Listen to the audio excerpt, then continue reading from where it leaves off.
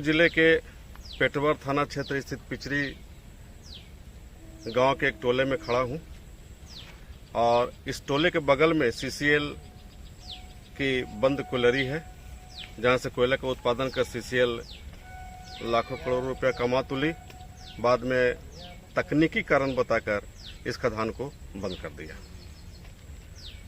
आज हम चर्चा करेंगे बेरमो नहीं, बोकारो पुलिस के नाकामी की। बोकारो पुलिस के नाकामी की इसलिए कि इसी जिले के पेटरवार थाना क्षेत्र में जहां मैं खड़ा हूं, यहां पे 7 जनवरी को हृदय विदारक घटना घटी। घटना यूं घटी कि सीसीएल के सिक्योरिटी अफसर सीताराम यूके अपने पूरे अमले के साथ आते हैं और 2 युवकों को न केवल मारपीट किया बल्कि मारपीट करने के बाद बेशुद्ध अवस्था में अपने वाहन पे उठाकर ले जाते हैं। अन्य ग्रामीण पता करते रह गए 2 दिनों तक कि हमारा परिजन कहाँ है। कोई कह रहा है कि मेरा बेटा कहाँ चला गया, कोई कह रहा है मेरा भाई कहाँ चला गया, कोई कह रहा है महिला कह रही मेरी पति कहाँ चले गए, लेकिन उनको कोई पता होता नहीं चला।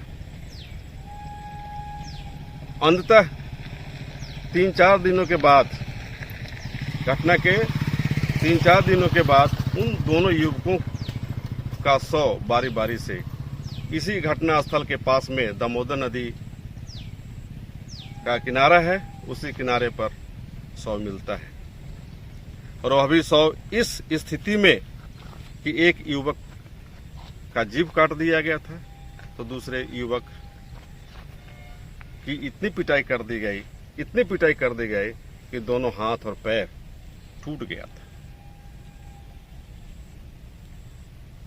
कोई भी व्यक्ति उस शव को देखकर संबंधित लोगों को, जिसने भी मारपीट किया हो, उसे पहले तो गाली गलौज किया, उसके बाद में न्याय के लिए सड़क पर लोग उतर गए। इसके बाद भी 8 महीने बाद भी इन दोनों युवकों के परिजनों को न्याय नहीं मिल पाया है। इसके लिए न केवल एसपी थाना और डीएसपी के यहाँ दौड़ते रह गए, बल्कि ये लोग सूबे के मुख्यमंत्री तक को पत्र लिखा, प्रधानमंत्री तक को पत्र लिखा।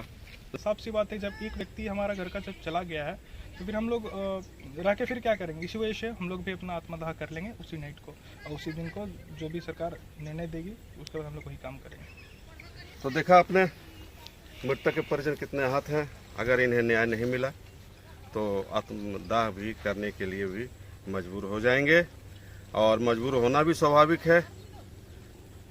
जो भी मारे गए, जो भी जिनकी मृत्यु हुई है इस घटना में, उससे उनका परिवार चलता था। उनके जाने के बाद परिवार की आर्थिक स्थिति भी गड़बड़ाई है।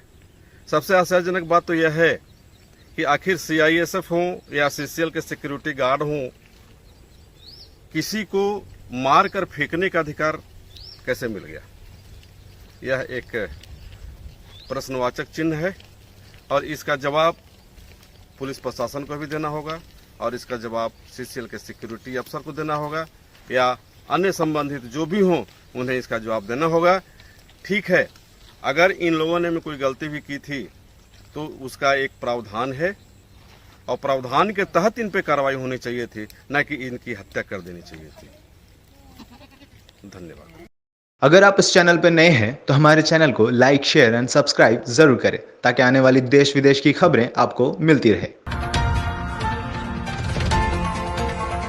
स्वदेश वाणी।